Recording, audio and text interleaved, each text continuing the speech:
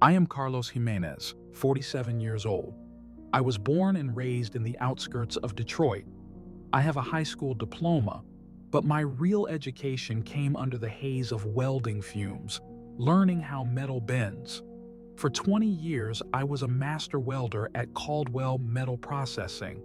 I never got married. My job was my family. The noise in the workshop, the heat, the smell of rust, that was my home, or so I thought. Everything changed that day.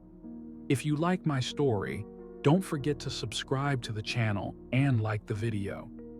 In that old grease-scented file cabinet at work, I found a red envelope. In bold capital letters, it read, "Disciplinary action." As the texture of the thick paper met the calluses on my left palm, a strange shiver ran through me. Dick Caldwell's assistant wasn't around that day. Curiosity got the better of me, and I opened the envelope. 20 years of work erased in 3 lines of accusation. Violation of safety protocol detected. Employment contract terminated.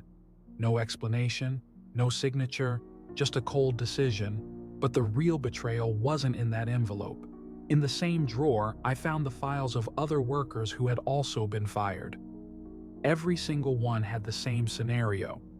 Training videos missing, protocol violation, disciplinary offense. All dismissed without severance. But I had filmed those training videos years ago, back in 2017.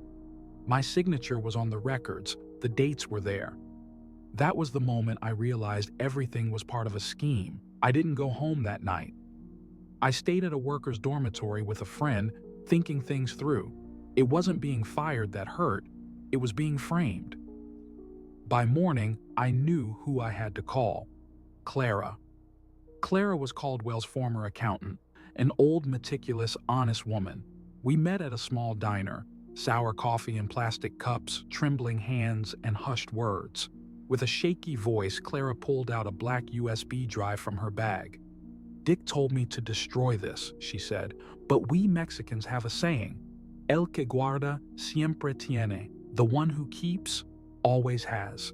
We plugged the USB into Clara's old laptop. Though she had kept it, she had never looked inside. On the screen, offshore accounts showed millions in transactions, fake training records, shell companies linked to the Cayman Islands. Clara's eyes widened. Her voice dropped to a whisper. "If we take this to court, they'll kill us." At that moment, something inside me shattered, but something new was born, a sense of justice. Now, I wasn't just reclaiming my rights, I was reclaiming my honor. This isn't just the story of a man who lost his job. This is the voice of everyone whose dignity has been stolen. This is a war for truth, one harder than steel. And this war is just beginning. That night, as I left the restaurant, only one thought filled my mind. I wasn't going to let this go. Being cast out of the place where I had worked, sweated, and dedicated 20 years of my life just because of a fraudulent file was unacceptable. But Clara's words echoed in my head.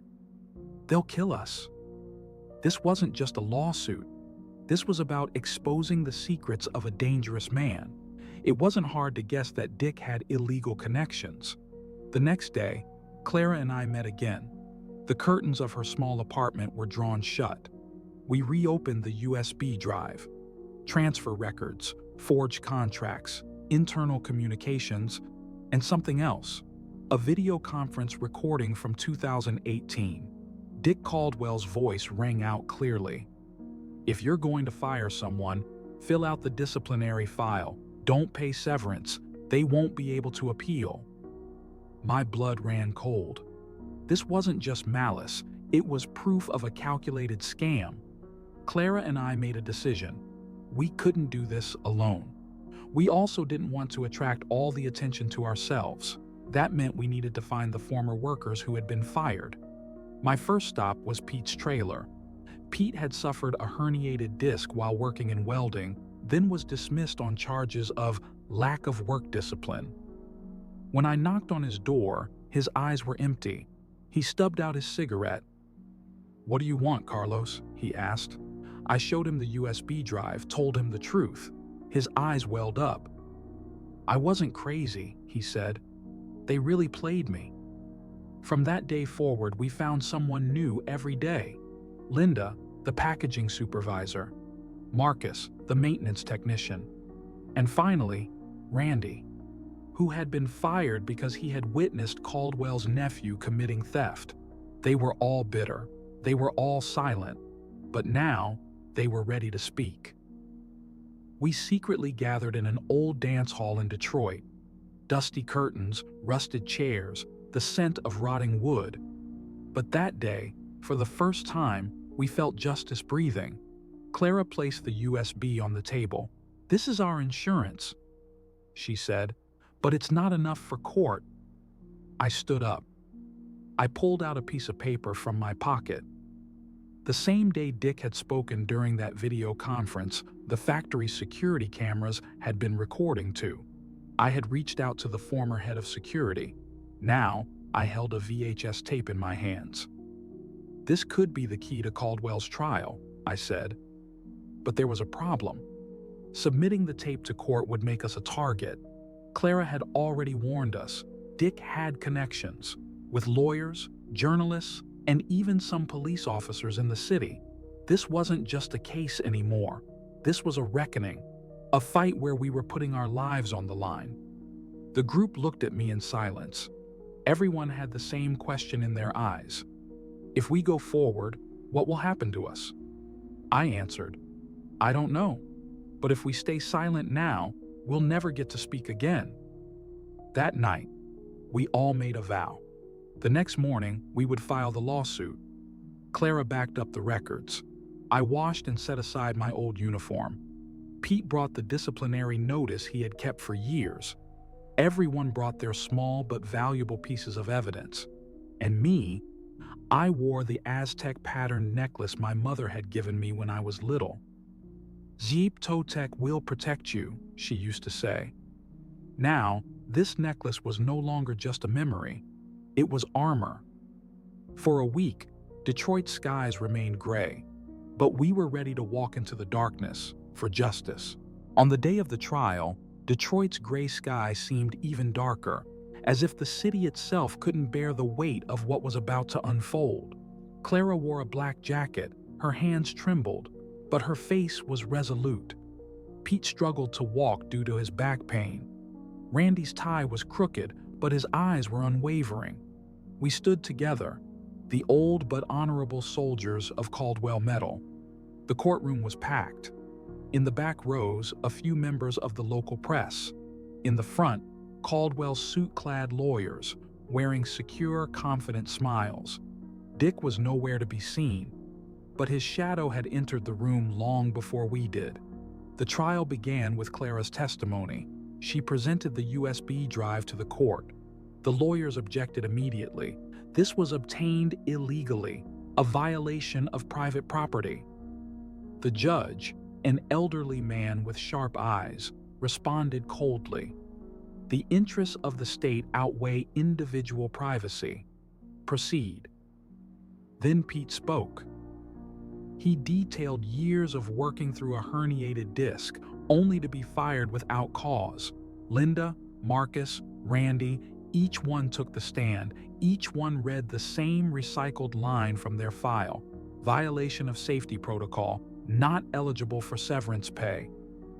A murmur spread through the room, but the real reaction came when I pulled out the tape. I held up a VHS cassette. One of Dick's lawyers chuckled. "You're threatening us with a cassette? What year is this? 1992?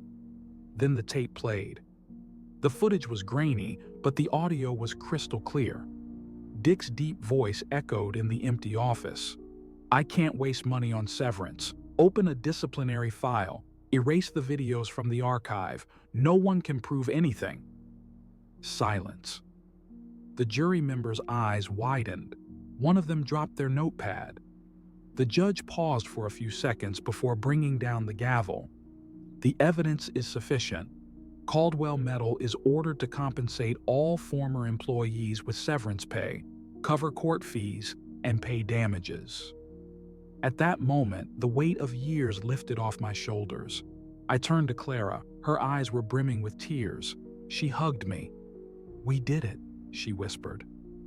But something still felt missing. Where was Dick? The next morning, I found my answer in the headline of the Detroit Free Press. Dick Caldwell flees on private jet before trial. When the police raided the factory, they found nothing but a folder and an envelope on his desk. But when I saw what was inside the envelope, my blood ran cold. My father's Aztec necklace, my talisman, my battle armor. I must have dropped it the night I was sorting files, but finding it on Dick's desk meant something else entirely. This wasn't just theft. This was a message: surrender or seek revenge. As I left the factory, I stopped by the steel furnace. Flames soared. Each spark felt like a memory. Clara approached me. "Is it over now?" she asked. I thought for a long time. Then I answered, "Justice was served, but the scars of war don't fade easily. In Detroit, every sound of welding still echoes like rebellion. We didn't just reclaim our rights. We reclaimed our voice, and now that voice will give strength to others." After Dick fled, the city fell into silence for days. No new reports, no statements. But inside us, something kept growing, a weight that wouldn't fade. The unfinished half of justice. Severance payments had been made. Our names had been cleared. But the wound within us remained open. Because real justice doesn't end in a courtroom. It echoes in the soul. A few weeks after the trial, Clara announced her retirement. "I've fought enough," she said. We sat together one last time at Joe's Diner. This time, we ordered hot chocolate instead of coffee. That night, Clara gave me one final thing: a small black envelope. Inside, a copy of everything she had kept hidden in the factory for years. Every document left on the USB drive. "Burn it or keep it," she told me. "But never forget this. People will always try to silence you, but truth can never be silenced." Pete had another back surgery, but this time, he wasn't alone. And me? I didn't go back to the factory. Instead, I rented an abandoned warehouse. I put on my father's necklace. I picked up my welding mask, and I cut the first piece of steel. That place was now my workshop. I named it after my mother's prayers. Zype Works. Heavy as steel, fair as the gods. Not every victory makes headlines. Not every hero wears a medal, but they exist nonetheless. Clara's hidden USB, Randy's envelope, Pete's cane, each of them silent heroes of this story. And that necklace. One day, if I have a child, I will give it to them. And I will say, "This is not a chain. It is a symbol of defiance, justice, and honor." In Detroit's industrial streets, the sound of welding hammers still echoes. Because even if our story began with betrayal, we were reborn through justice. And that's the story, friends. If you liked it, don't forget to subscribe to the channel and like the video.